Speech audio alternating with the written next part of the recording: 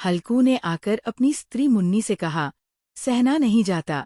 मुन्नी झाड़ू दे रही थी। बोली, क्या? ये पूस की रात और वो खेत का काम कैसे होगा? अब की तो तुम्हें मजदूरी पर नहीं जाना पड़ेगा।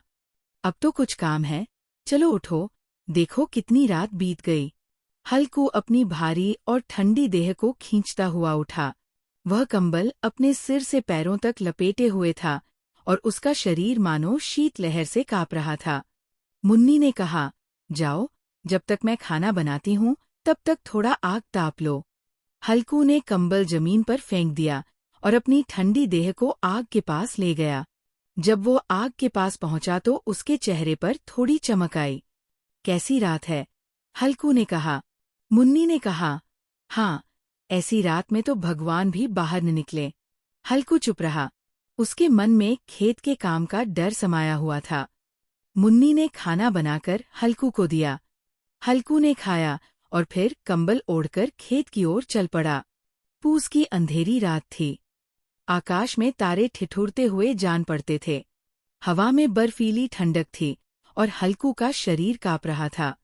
जब वो खेत पहुंचा तो चारों ओर सन्नाटा छाया हुआ था। हल्कू ने अपनी झोपड़ी के पास एक ऊंची जगह पर बैठकर खेत की रखवाली शुरू कर दी। उसे नींद आ रही थी, लेकिन वह जानता था कि अगर वह सो गया तो नीलगायें खेत चर जाएंगी।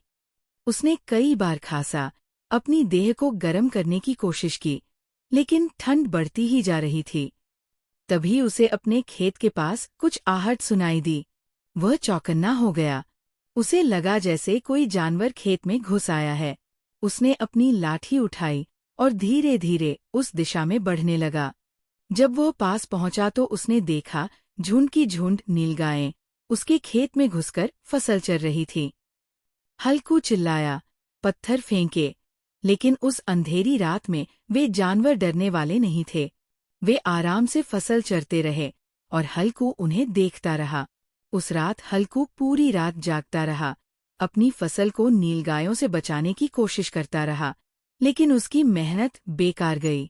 सुबह जब वह अपनी झोपड़ी में लौटा तो उसका शरीर ठंड से अकड़ गया था और उसकी आंखों में निराशा थी।